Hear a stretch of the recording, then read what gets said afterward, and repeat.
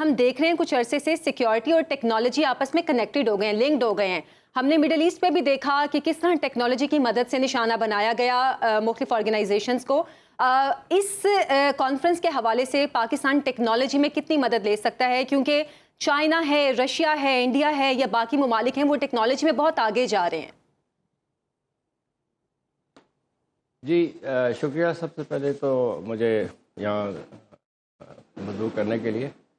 آپ نے بڑا اچھا نقطہ اٹھایا ہے. ٹیکنالوجی کے لحاظ سے ہم S C O regional anti terror structure سے بہت فائدہ اٹھا سکتے ہیں، کیونکہ وہ اس میں جو ممالک ہیں وہ مل کے جو ہے کاؤنٹر ٹیررزم ٹولز ڈیولپ کر رہے ہیں، میتھڈالوجی ڈیولپ کر رہے ہیں. اس کے علاوہ جو ہے الیکٹرانک وارفیئر اگینسٹ ٹیررزم، اس کے اوپر ایکسرسائز ہوتی ہیں. اس کے علاوہ جو جوائنٹ ملٹری ایکسرسائزز بھی تمام ملک آپس میں مل کے کرتے ہیں، جس میں 2021 میں پاکستان نے بھی ایک جوائنٹ اینٹی ٹیرر ایکسرسائز کا انعقاد کیا تھا، اور اس میں تمام ملک شامل ہوئے تھے سوائے بھارت کے. اور جن ملکوں نے اس میں شرکت کی انہوں نے اس کو بہت سود مند پایا. اور یہ جو کاؤنٹر ٹیررزم ایکسرسائزز ہیں اس میں کیونکہ پاکستان کا بھی اس میں ایک کاؤنٹر ٹیررزم وار اور کمبیٹ اگینسٹ ٹیررزم میں ایک خاصا تجربہ ہے، تو اس سے بھی جو دیگر ممالک تھے وہ کافی مستفید ہوئے.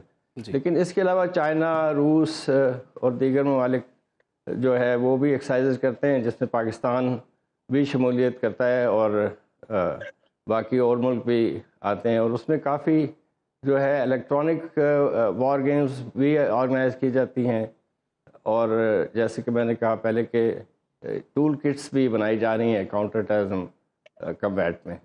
تو اس لیے ٹیکنالوجی جو ہے اس وقت اس میں آ رہی ہے نان ٹریڈیشنل سیکیورٹی تھریٹس کو کاؤنٹر کرنے میں، جس میں ٹیررزم کے علاوہ جو ہے سیپریٹزم، ایکسٹریمزم بھی ہے، پھر ٹرانس نیشنل کرائم کے اگینسٹ کمبیٹنگ بھی ہے، کاؤنٹر نارکوٹکس اینڈ سائیکوٹروپک ڈرگس کے بارے میں تعاون ہے. اور جو انفارمیشن شیئرنگ ہوتی ہے ملکوں کے درمیان، اس سے تقریباً ایک ایس سی او ریٹس کے جو اعداد و شمار ہیں اس کے مطابق تقریباً اوور آل جب سے یہ ادارہ وجود میں آیا تقریباً 500 سے زیادہ دہشت گردی کے واقعات کو پری ایمپٹ کر کے ان کو روک لیا گیا. روس کا 76 رکنی وفد پاکستان آیا ہے اور بتایا گیا ہے کہ اتنا بڑا وفد جس میں تجارتی وفد بھی شامل ہے. تو روس کا اس خطے کے اندر جو انٹرسٹ ہم دیکھ رہے ہیں اور اس کے بعد پاکستان کے اندر اتنا بڑا وفد آ جانا، پورے خطے میں اس کا کیا امپیکٹ دیکھ رہے ہیں آپ؟ جی یقیناً روس کے ساتھ پاکستان کے تعلقات جو ہے وہ بہت امپروو ہوئے ہیں، خصوصاً ہمارے شنگھائی کوآپریشن آرگنائزیشن کے ممبرشپ کے بعد. اور اس کی وجہ سے اب روس وہ کھل کے پاکستان کے ساتھ دو طرفہ تعلقات بڑھانا چاہتا ہے، اور ہر شعبے میں وہ چاہتا ہے. تجارت ہو خواہ اس میں ہم آلریڈی کچھ ایگریکلچر پروڈکٹس ان کو ایکسپورٹ کر رہے ہیں، اور اسی طرح روس کا کافی عرصے سے انٹرسٹ ہے کہ وہ پاکستان میں north south gas pipeline بچھائے، اور اس کے لیے ایک ہمارا دو طرفہ میمورینڈم آف انڈرسٹینڈنگ بھی سائن ہوا ہے، لیکن ابھی تک اس پہ امپلیمنٹیشن نہیں ہو سکی. تاہم دونوں ممالک اس پہ کافی سیریس ہیں اس گیس پائپ لائن کے بارے میں، اور جب بھی ملاقات ہوتی ہے اس چیز کا اعادہ کیا جاتا ہے کہ اس پروجیکٹ کو شروع کیا جائے گا.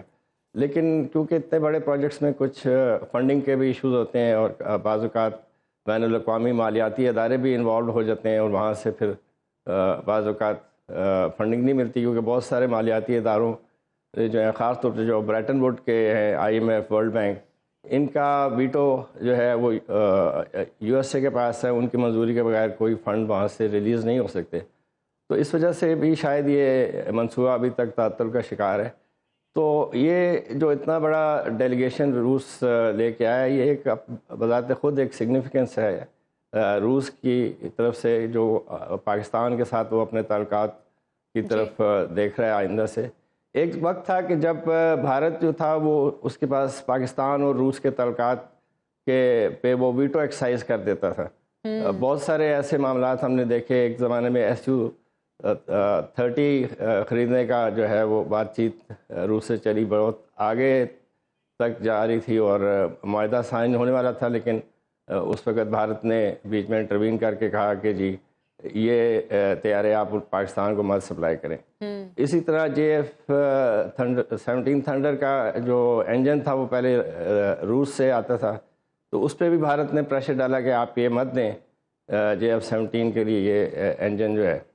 لیکن اب یہ رفتہ رفتہ ہم نے یہ دیکھا ہے کہ اب روس نے کافی حد تک اب پاکستان کے ساتھ جو اپنے تعلقات ہیں ان کو بھارت سے ڈی لنک کر دیا ہے, اور اس وجہ سے اب وہ خصوصاً جب سے بھارت جو ہے وہ مغربی مختلف اتحاد اور آرگنائزیشنوں میں شامل ہو رہا ہے, خصوصاً کوارڈ میں. ایک اور بڑا ایشو جو ہے جسے دنیا بھی فیس کر رہی ہے اور وہ اس آرگنائزیشن کے آبجیکٹیوز میں سے بھی ہے کلائمیٹ چینج کے حوالے سے. اور اگر ہم دیکھیں تو یہ خطہ بہت متاثر ہو رہا ہے, خاص طور پہ پاکستان ہے, انڈیا ہے, چائنا ہے, بلکہ بھی پچھلے دنوں ہم نے دیکھا کہ کوسوو میں بھی بہت بدترین سیلاب آیا. تو یہ خطہ اس چیز سے بہت متاثر ہو رہا ہے. آپ کے خیال میں یہ آرگنائزیشن اب یہ جو اجلاس ہونے جا رہے ہیں اس کے پرائمری ایشوز میں سے یہ ایشو ہوگا کلائمیٹ چینج کے حوالے سے بات کرنا؟ جی شکریہ. کلائمیٹ چینج یقیناً ایک بین الاقوامی سطح پہ ایک بہت اہم ایشو ہے, اور SCO بھی اس کے اوپر جو ہے وہ بات چیت کر رہا ہے, لیکن نسبتاً باقی چیزوں کے یہ ایشو کلائمیٹ چینج کا SCO میں ذرا دیر سے آیا ہے. باقی جیسے trade facilitation, economic cooperation, health, education, cultural cooperation, ان ایریاز میں پہلے زیادہ کام ہوا ہے. تو یہ ایک نیا ایشو ہے جو کہ SCO میں آیا, لیکن یقیناً SCO اس میں بھی لیڈ لینا چاہ رہا ہے, کیونکہ خاص طور پہ چائنا جو ہے, ایک زمانہ تھا جب چائنا کو ویسٹ اس چیز پہ بلیم کرتا تھا کہ یہ ان کی پولوٹنگ انڈسٹریز ہیں اور پاپولیشن زیادہ ہے, جس سے جو ہے بہت زیادہ جو ہے گرین ہاؤس گیسز کی امیشن ہوتی ہے. اس کے علاوہ جو ہے کافی کاربن فٹ پرنٹ بہت زیادہ ہے چائنا کا.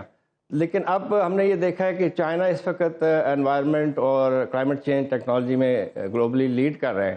تو اب چائنا بھی چاہتا ہے کہ اس چیز کو SCO کے پلیٹ فارم سے بھی باقی ممبرز کو کی امپاورمنٹ اور کیپیسٹی بلڈنگ کی جائے.